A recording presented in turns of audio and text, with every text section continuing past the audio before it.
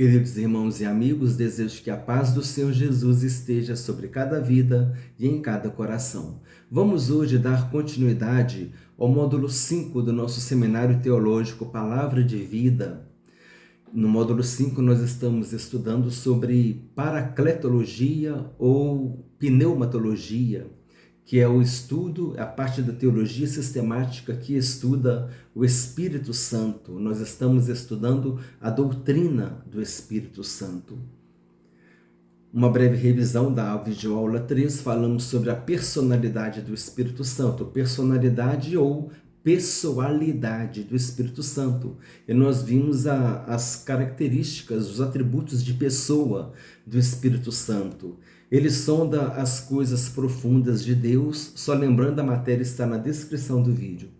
Ele sonda as coisas profundas de Deus, ele fala, ensina, conduz e guia, intercede, dispensa dons, chama homens para o seu serviço, sente ciúme, dá ordens, ama, testifica, pode revelar os mistérios de Deus, podemos mentir ao Espírito Santo, podemos blasfemar contra o Espírito Santo. Atitudes que a gente tem com relação a uma pessoa, mentir ao Espírito Santo. A gente não mente para uma força e nem para uma energia. Há ensinos que dizem que o Espírito Santo é uma força ou uma energia, mas essa não é a doutrina bíblica cristã. Amém, irmãos? Então, hoje nós vamos ver sobre a divindade do Espírito Santo. Falamos agora há pouco sobre a personalidade do Espírito Santo, que o Espírito Santo é uma pessoa. Porque o Espírito Santo, muitos ensinos antibíblicos dizem que o Espírito Santo não é uma pessoa, é uma força ou uma energia, e dizem que ele não é Deus. E dizem que Jesus não é Deus.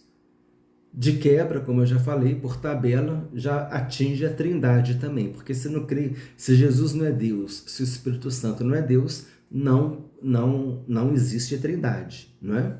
Esse é um ensino antibíblico, mas nós cremos na doutrina da trindade, o Pai, o Filho e o Espírito Santo, um Deus triuno, trino em personalidade e uno em divindade. Vamos estudar a trindade divina no próximo módulo, permitindo assim Deus. Hoje vamos falar sobre a divindade do Espírito Santo. É importante entender, porque se a gente se deparar com essa situação e precisamos mostrar a razão da nossa fé, fazer uma apologética bíblica, demonstrando dentro das Escrituras, poderoso nas Escrituras, igual Apolo lá em Atos, precisamos ser poderosos nas Escrituras, mostrar dentro das Escrituras que Jesus é o Cristo, que Jesus é Deus, que Ele é o Salvador, e também tudo aquilo que diz respeito à nossa fé, tudo aquilo que é doutrina fundamental para a fé cristã. A divindade e a humanidade de Jesus Cristo, a divindade e a personalidade do Espírito Santo e a doutrina da Trindade. Esses três fundamentos, essas três doutrinas são doutrinas fundamentais para todo cristão autêntico e verdadeiro. Amém? Então, a doutrina da divindade do Espírito Santo. Hoje nós vamos aprender sobre a divindade do Espírito Santo. Ou se você já sabe, vai reforçar, vai rever, vai consolidar o conhecimento, porque um dos mecanismos que tem para a gente aprender é a repetição, Então a gente vai ouvindo e vai aprendendo e sempre aprendendo alguma coisa a mais. Na descrição do vídeo, o texto diz: a doutrina da divindade do Espírito Santo também está muito clara em toda a Escritura Sagrada. Baseados nos versículos seguintes, encontraremos textos tanto do Antigo como do Novo Testamento que nos ensinam que o Espírito Santo, a terceira pessoa da Trindade, é Deus. Letra A, ele é chamado de Espírito de Deus. Gênesis capítulo 1, versículo 2. A terra, porém, era sem forma e vazia. Havia trevas sobre a face do abismo e o Espírito de Deus pairava por sobre as águas. Ele é eterno. Assim como o Pai e o Filho, ele é eterno. Hebreus capítulo 9, versículo 14. Muito mais o sangue de Cristo que, pelo Espírito eterno, a si mesmo se ofereceu sem mácula a Deus, purificará a nossa consciência de obras mortas para servirmos ao Deus vivo. Ele é onisciente, assim como o Pai e o Filho, ele é onisciente. 1 Coríntios capítulo 2, versículo 10. Mas Deus nulo revelou pelo Espírito, porque o Espírito a todas as coisas perscruta, até mesmo as profundezas de Deus. Ele é onipresente, assim como o Pai e o Filho, ele é onipresente. Salmo 139, versículos 7 a 10. O texto bíblico diz assim: para onde me ausentarei do teu Espírito? Para onde fugirei da tua face? Se subo aos céus, lá estás. Se faço a minha cama no mais profundo abismo, lá estás também. Se subo às asas da alvorada e me detenho nos confins dos mares, ainda lá me haverá de guiar a tua mão e a tua destra me susterá. Ele é onipotente, assim como o Pai e o Filho, ele é também onipotente. Lucas capítulo 1, versículo 35. Respondeu-lhe o anjo: descerá sobre ti o Espírito Santo e o poder do Altíssimo te envolverá com a sua sombra. Por isso também o ente santo que há de nascer será chamado Filho de Deus. Também falamos que é o poder, recebereis poder ao descer sobre vós o Espírito Santo. Falamos que o Espírito Santo é o dínamo de Deus, né? É o poder de Deus. Ele é a verdade, assim como o Pai e o Filho, ele é a verdade. João capítulo 16, versículo 13. Quando vier, porém, o Espírito da verdade, ele vos guiará a toda a verdade, porque não falará por si mesmo, mas dirá tudo o que tiver ouvido e vos anunciará as coisas que hão de vir. Ele é amor, assim como o Pai e o Filho, ele é amor. Romanos 15, capítulo 15, versículo 30. Rogo-vos, pois, irmãos, por nosso Senhor Jesus Cristo e também pelo amor do Espírito, que luteis juntamente comigo nas orações a Deus a meu favor. Nós temos o fruto do Espírito, não é? Que é o amor. Amor, em algumas traduções, o amor é traduzido por caridade. Letra H, ele é santo. Assim como o Pai e o Filho, ele também é santo. A santidade é inerente às três pessoas da Trindade. Ele é chamado de Espírito Santo. Lucas capítulo 2, versículo 26. Revelara-lhe o Espírito Santo que não passaria pela morte sem antes ver o Cristo do Senhor. Lá é aquele episódio no qual Simeão estava apresentando Jesus, né? Ele é o Criador, apresentando Jesus no templo. Ele é o Criador, o Espírito de Deus me fez e o sopro do Todo-Poderoso me dá vida. Jó capítulo 33, versículo 4. Então aqui nós vemos características da divindade do Espírito Santo. No texto, conforme podemos observar este pequeno resumo do ensino das Escrituras sobre a personalidade que nós falamos na revisão e a divindade do Espírito Santo, nos mostra que qualquer ensino ou doutrina diferente da doutrina bíblica que vier a ser ensinada deve ser rejeitada e considerada como heresia e doutrina de espíritos enganadores. Tudo aquilo que nega essas doutrinas bíblicas cristãs, fundamentalmente cristãs, né, que é o fundamento da fé cristã, essas doutrinas que negam devem ser rejeitadas e por isso que nós devemos estudar. Nós vimos isso no nosso módulo. Os módulos estão liberados, tá, irmãos, na playlist. Se quiser acompanhar as aulas desde o módulo 1, ali no módulo 2, no módulo 1, módulo 2, a gente falou um pouco sobre a defesa da fé cristã, né? A defesa da fé cristã. Nós estudamos a Bíblia para o nosso crescimento espiritual, para o fortalecimento da nossa fé, para a gente dar testemunho da nossa fé para as pessoas e também para fazermos a defesa apologética, né? Apologética cristã, que é a defesa da fé cristã. E também para poder ajudar pessoas que estão sendo envolvidas, enganadas.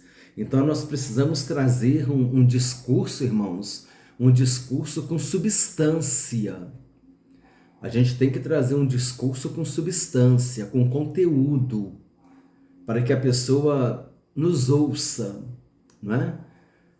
Por isso que a gente precisa estudar a Bíblia e se preparar. Por isso que é importante. A gente não estuda a Bíblia para ficar debatendo com as pessoas, mas Se acontecer uma situação, a gente precisa pedir a Deus que nos dê a sabedoria do Espírito Santo, a dependência do Espírito Santo nesse momento, e que o Senhor vai colocar na nossa boca a palavra certa, na hora certa, e o Senhor vai nos fazer lembrar de versículos bíblicos que nós estudamos. Por isso que é importante tentar decorar uns versículos desses. Eu falei, faz um resuminho ali na capinha da Bíblia, divindade do Espírito Santo, e anota os versículos.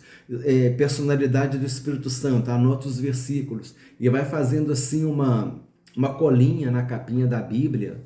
E é interessante, ou numa folha em branco, né? Numa folha de ofício, faz bonitinho ali, depois você até plastifica e deixa ali um resuminho ali, você sempre pode consultar para evangelizar, para falar a respeito dessas doutrinas, por exemplo, também a